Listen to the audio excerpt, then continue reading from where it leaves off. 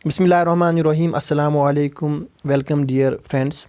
तो आज साइंस का तीसरा लेक्चर लेके आया हूँ मैं आपके सामने, जो कि है मेटल्स और नॉन मेटल्स से ही रिलेटेड है। इसका और एक टॉपिक है जो कि इम्पोर्टेंट बनता है एग्ज़ाम के पर्सपेक्टिव से, क्योंकि इसमें अक्सर क्वेश्चन पूछा जाता है। ठीक है, तो हम लेक्चर को स्टार्ट करते हैं। तो सबसे पहली जो टर्म हमारे सामने आती है वो आती है मिनरल्स। मिनरल्स क्या होते हैं, तो मैं पहले डेफिनेशन पढ़ता हूँ। तो मैंने लिखा है कि the natural materials in which the metals or their compounds are found in earth are called minerals। Example diaspore, bauxite etcetera. ठीक है, तो द नेचुरल मटीरियल, सबसे पहली बात है नेचुरल। ठीक है, मैन मेड नहीं, नेचुरल, जो कुदरती तौर पे इस ज़मीन में मौजूद है बहुत सारी चीज़ें। ठीक है, तो उनकी बात कर रहा हूँ मैं।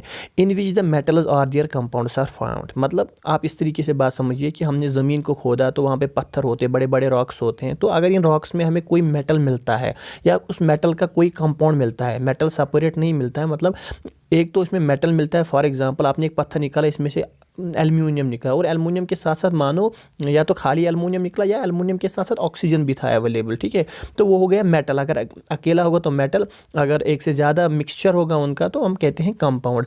तो अगर हमें कहीं पे मिलता है ज़मीन में तो हम उसको क्या कहते हैं, उस टाइम हम मिनरल कहते हैं। एग्जाम्पल है डायस्पोर, बॉक्साइट, ये दोनों जो है ये एल्युमिनियम के जो है मिनरल्स है। ठीक है, एल्युमिनियम इन फॉर्म्स में अर्थ के क्रस्ट में पाए जाते हैं। ठीक है, अब उसके बाद दूसरा कंसेप्ट आता है जो मेन है एक्चुअली। और क्या होता है, those minerals from the metals can be from which, sorry यहाँ पे नहीं है, from which the metals can be extracted conveniently and profitably are called ores. For example bauxite. यहाँ पे आप समझिए, अब जो भी मिनरल हमें इस ज़मीन से मिलते हैं, ठीक है, अगर इन मिनरल्स में से जिस मिनरल में से हम उस एलिमेंट उस मेटल को सेपरेट कर सकते हैं कन्वीनियंटली, आसानी के साथ, और प्रॉफिटेबली, और जिसमें हमें ज़्यादा खर्चा ना आए, तो उसको हम और कहते हैं। Example bauxite. ऊपर भी मैंने देखिए, बॉक्साइट एक मिनरल भी है, इसमें एल्युमिनियम होता है। डायस्पोर भी एक मिनरल है, इसमें भी एल्युमिनियम होता है। लेकिन जब हम इसको ज़मीन से निकालते हैं तो डायस्पोर में से इस एल्युमिनियम को सेपरेट करने में थोड़ा खर्चा ज़्यादा लगता है और इतना आसान नहीं निकालना, उससे वो सेपरेट करना आसान नहीं होता है। तो हम डायस्पोर को कहते हैं it is a mineral of aluminium. लेकिन जो बॉक्साइट है उसमें भी क्योंकि एल्युमिनियम है, लेकिन उससे हम आसानी से एल्युमिनियम सेपरेट करते हैं, तो हम कहते हैं बॉक्साइट भी एल्युमिनियम का एक मिनरल है, लेकिन साथ साथ में वो एल्युमिनियम का और भी है। आप समझ रहे हैं ना बात। आप इस तरीके से समझो कि दो बिस्किट के पैकेट है आपके सामने, तो आप चाहते हैं कि बिस्किट जिसमें वो क्रीम लगी होती है बीच में, तो आप चाहते हैं कि वो क्रीम आप सेपरेट करें। ठीक है, आपने दो बिस्किट लाए, दोनों में क्रीम है, लेकिन हम कहेंगे कि दोनों में क्रीम है, दोनों मिनरल्स है। वैसे ये डायस्पोर और बॉक्साइट दोनों मिनरल्स है, क्योंकि दोनों में एल्युमिनियम है। क्रीम मान लो आप एल्युमिनियम, लेकिन अब आप चाहते हो कि इस क्रीम को सेपरेट करें, तो जिस बिस्कुट से आपको आसानी से वो, अगर जिसमें ज़्यादा क्रीम होगी और वो आप आसानी से सेपरेट कर सकते हो इस बिस्कुट से, तो हम उसको कहेंगे कि वो अब एक और बन गया। मिनरल तो था ही, लेकिन अब हम उसको एक, मतलब आप कह सकते हो रैंक बढ़ गई उसकी, तो हम उसका नाम और देते हैं। तो सेम केस यहाँ पे है।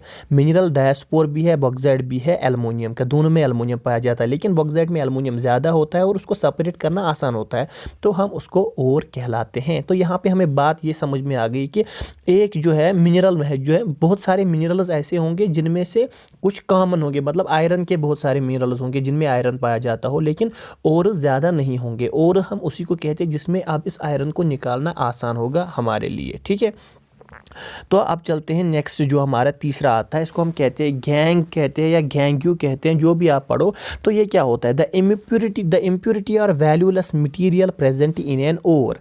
अब जब आप इस मिनरल, इस ओर को ज़मीन से निकालते हो, तो इसमें मान लो एल्युमिनियम भी है, लेकिन एल्युमिनियम के साथ साथ उसमें जो वो इम्प्योरिटी होती है जो हम नहीं चाहते हैं उसमें हो, सैंड होती है, उसमें स्टोन्स होते हैं, जिसको हमें बाहर निकालना पड़ता है इस मेटल को हासिल करने के लिए, तो हम उसको गैंग्यू कहते हैं। मानिए एक इम्प्योरिटी है, ठीक है, उसके साथ मिक्स। अब जो क्वेश्चन है वो इसमें से आएगा, जो मैंने ये टेबल बनाया हुआ है।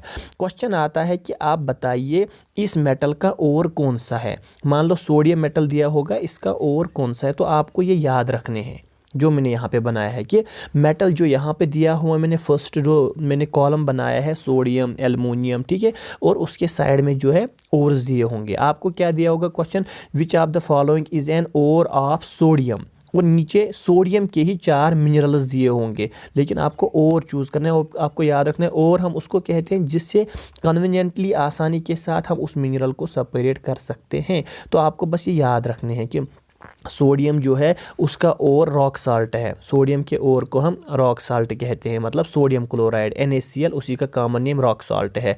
इसी तरीके से एल्युमिनियम का जो और है वो बॉक्साइट है। ठीक है, फार्मूला उतनी इंपॉर्टेंट नहीं है, लेकिन याद अगर रख सकते हो तो याद रख लो। ठीक है, इसी तरीके से मैग्नीज की क्या है, जिंक के 2 ओर्स है, जिनमें से 2 मतलब जिंक, इन दोनों चीज़ों से कैलामाइन और जिंक ब्लेंड से हम जिंक को आसानी से सेपरेट कर सकते हैं, तो दोनों उसके ओर बन जाते हैं। आयरन का जो है हेमेटाइट, इसका जो है ओर है, ये याद रखना है। कॉपर जो है उसका क्यूपराइट और कॉपर ग्लैनस दोनों है। ठीक है, तो दोनों से हम उसको सेपरेट कर सकते हैं, तो ये क्वेश्चंस पूछे जा सकते हैं। ठीक है, और मरकरी का स्नैबर है। तो इसके अलावा भी बहुत सारे हैं जो आप देख सकते हैं, तो लेकिन ये इंपॉर्टेंट ही इंपॉर्टेंट है। और उसके साथ साथ और भी मैंने यहाँ पे लिखे, जैसे ये देखिए ओर्स ऑफ मेटल्स मैंने यहाँ पर देखिए, एल्युमिनियम का बॉक्साइट है, बेरिलियम का बेरल है, क्रोमियम का क्रोमाइट है, कोबाल्ट कोबाल्टाइट है। तो आप इसको ये याद रखिएगा। गोल्ड का क्वार्ट्ज है, इंपॉर्टेंट याद रखना। लेड का गलीना है, आपको ये याद रखनी है। आप इसका स्क्रीनशॉट उठाइएगा और इसको नोट कीजिएगा, फिर उसको याद करने की कोशिश कीजिएगा। जैसे भी आपको याद है, कोई ट्रिक से इसको याद कीजिएगा खुद से। ठीक है, तो आप इसका स्क्रीनशॉट ले लीजिएगा एक बार। तो ये हो गए हमारे ओर्स। आपको समझना है मिनरल्स क्या होते हैं, ओर्स क्या होते हैं, लेकिन इसमें इंपॉर्टेंट बनता है कि किस मेटल का ओर क्या है, वो आपको याद रखना है, इससे क्वेश्चन पूछा जा सकता है। ठीक है, तो उसके बाद आता है नेक्स्ट जो हमारे पास टर्म आती है, वो आती है एलॉयज़। इससे भी इंपॉर्टेंट क्वेश्चन बनता है एग्ज़ाम में, जब भी ये आता है इसमें क्वेश्चन आता है। तो एलॉय क्या होता है? द मिक्सचर ऑफ 2 और मोर metals is called an alloy. जब हम देखिए, हमने पता है एल्युमिनियम एक मेटल है, कॉपर एक मेटल है, गोल्ड एक मेटल है। ठीक है, हमने इन सबको पढ़ा। लेकिन अगर हम 2 मेटल्स या 2 से ज़्यादा मेटल्स को आपस में मिलाए, मतलब हमने गोल्ड और कॉपर को मिलाया, ठीक है, हमने एल्युमिनियम और आयरन को मिलाया, तो हम उसको फिर एलॉय का नाम देते हैं। जब भी हम 2 या 2 से ज़्यादा मेटल्स को आपस में मिलाते हैं, हम उसको एलॉय कहते हैं। सर हम क्यों मिलाएंगे, क्या मजबूरी है मिलाने की? ठीक है, it is done to increase strength, malleability etcetera of an alloy. हम चाहते हैं कि देखिए, हम चाहते हैं जैसे हम एक इंस्टीट्यूट होता है, ठीक है, उसमें एक टीचर होता है, इसमें कोई क्वालिटीज़ होती है, बाहर से कोई और होता है, उसमें कुछ सेपरेट डिफरेंट क्वालिटीज़ होती है। तो हम चाहते हैं वो भी हमारे इंस्टीट्यूट में आए, ताकि हमारे जो बच्चे हैं उनको ज़्यादा फ़ायदा मिले। क्योंकि एक सर जो है इसमें ये क्वालिटीज़ है, दूसरे में ये क्वालिटीज़ है, तो ये मिल के जो है ना स्टूडेंट्स को अच्छा पढ़ाएंगे, स्टूडेंट्स को ज़्यादा फ़ायदा मिलेगा। सेम केस यहाँ पे होता है। एक एलॉय होता है, फॉर एग्जांपल मैंने एग्जांपल दी है, एल्युमिनियम मेटल है। एल्युमिनियम मेटल की एक प्रॉपर्टी बहुत अच्छी है कि वो लाइट होता है, वो ज़्यादा भारी नहीं होता है, लाइट होता है। लेकिन उसका एक डिमेरिट है, बट नॉट हार्ड, वो उतना सख्त नहीं होता है। वो तो लाइट होता है, लेकिन उतना सख्त नहीं, तो मजबूती नहीं होती है उसमें कि वो किसी चीज़ को बियर कर पाए। लेकिन उसके बरक्स एक और चीज़ है, हम अब काम करते हैं कि हम एल्युमिनियम के साथ मैग्नीशियम को थोड़ा मिलाते हैं। मैग्नीशियम जो है ना, वो दूसरा मेटल है। अब इन दोनों को मिलाने से क्या होता है, क्योंकि मैग्नीशियम खुद हार्ड होता है, अब वहाँ से जो भी, जैसे मैंने लिखा है 95% एल्युमिनियम को हम 5% मैग्नीशियम के साथ जब मिलाते हैं, तो वहाँ पर बनता है एक एलॉय जिसका नाम है मैग्नीशियम। अब इसकी प्रॉपर्टीज़ क्या है? इस मैग्नीशियम की प्रॉपर्टीज़ है कि ये तो लाइट है ही, क्योंकि एल्युमिनियम लाइट था, लेकिन ये हार्ड नहीं था ना एल्युमिनियम, मैग्नीशियम की वजह से वो अब हार्ड बन गया। ठीक है, अब इसमें दोनों प्रॉपर्टीज़ आई, अब ये लाइट भी है, हार्ड भी, हमारे लिए ज़्यादा फ़ायदेमंद होगा। इसलिए एलॉय भी बनाए जाते हैं कि मुख्तलिफ जो, मतलब मान लो कॉपर को मिलाए जिंक के साथ, तो कॉपर की जो प्रॉपर्टीज़ है अच्छी अच्छी और जिंक की जो है अच्छी अच्छी, इनको मिलाने के बाद अब ये एक ही मटीरियल में दोनों चीज़ें आएंगी, तो हमें ज़्यादा फ़ायदा होगा। ठीक है, जैसे स्ट्रेंथ में बढ़ेगी, मेलिएबिलिटी जिसको मैंने बोला शीट्स में बनाने की, वो बढ़ेंगे। ठीक है, और लेकिन हमें यहाँ पे याद क्या रखना है? हमें याद रखना है कि कुछ कॉमन एलॉयज़, बहुत सारे एलॉयज़ हैं, लेकिन हमें कुछ इंपॉर्टेंट एलॉयज़ का नाम याद रखना है, और वो किस चीज़ से बने हुए हैं। ये क्वेश्चन अक्सर आता है कि मान लो ये एलॉय मैंने पहले कॉलम में लिखा है 2, फिर मैंने लिखा है किस किस मेटल को आपस में मिला के ये एलॉय बना है और इसके काम क्या है। आपको याद रखना है एलॉय किस किस से बना है, ये इंपॉर्टेंट है याद रखना। जैसे क्वेश्चन आएगा इनमें से ब्रास जो है किस किस मेटल के मिक्सचर का बना हुआ है, तो नीचे ऑप्शंस दिए होंगे, तो वो मैं कराऊंगा भी, क्योंकि मैंने कुछ क्वेश्चन लिए हुए एसएससी एग्जाम से। तो पहले आप इसको समझिएगा। ब्रास एक एलॉय है जो बना है कॉपर और जिंक को मिलाने से। कॉपर हम 70% मतलब ज़्यादा लेते हैं, जिंक कम लेते हैं, इन दोनों को आपस में मिलाते हैं तो वहाँ पे एक एलॉय बनता है जिसका नाम ब्रास है। अब ब्रास का काम क्या है, इसको हम यूज़ करते हैं वायर्स बनाने में, यूटेंसिल्स बर्तन बनाने में, साइंटिफिक इंस्ट्रूमेंट्स हमारे पास माइक्रोस्कोप वगैरह जो भी होते हैं इनको बनाने में ब्रास का एक इम्पॉर्टेंट रोल होता है। सेम केस दूसरा देखिए ब्रोंज, इनको याद रखना है, ब्रास और ब्रोंज। देखिए इसमें भी कॉपर होता है 90%, लेकिन इसमें हम टिन और कॉपर को मिलाते हैं आपस में और वहाँ पे ब्रोंज बनता है। आपने सुना होगा ब्रोंज के कॉइन्स होते हैं, मेडल्स होते हैं, उनसे बर्तन भी बनते हैं, ठीक है ना। तो ये इनकी कुछ यूजेस भी याद रखनी है आपको। अब देखिए ब्रास और ब्रोंज में दोनों क्या कॉमन कौन सा मेटल है, कॉपर, ठीक है।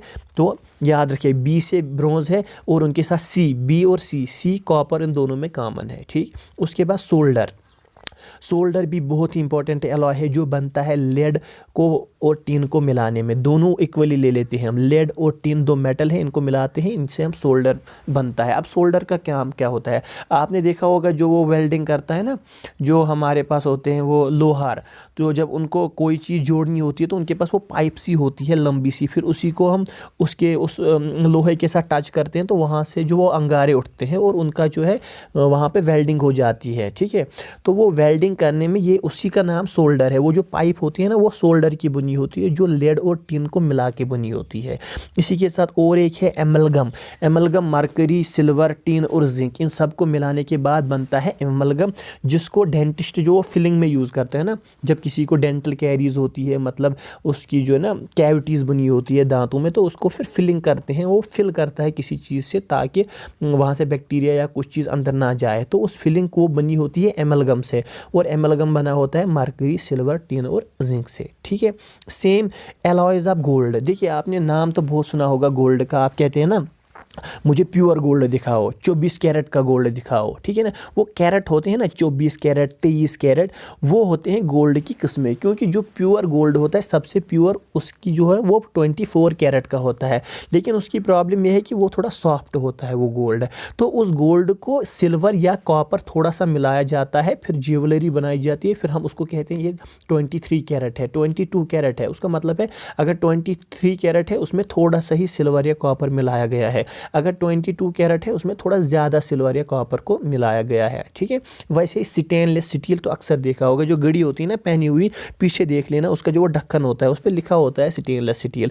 तो वो कैसे बनता है, आयरन 82% होता है, निकल होता है, क्रोमियम होता है, थोड़ा मैग्नीशियम होता है, थोड़ा कॉपर होता है, इन सब को मिलाने से एक वो एलॉय बनता है जिसका नाम है स्टेनलेस स्टील, जिसको हम वॉचेस में यूज़ करते हैं। सर्जिकल इंस्ट्रूमेंट बहुत सारे बने होते हैं, वो कैंचीज़ वगैरह उससे बनी होती है, और कुछ बर्तन भी उससे बने होते हैं, ठीक है। उसी के साथ आता है और एक, इसको कहते हैं घन मेटल।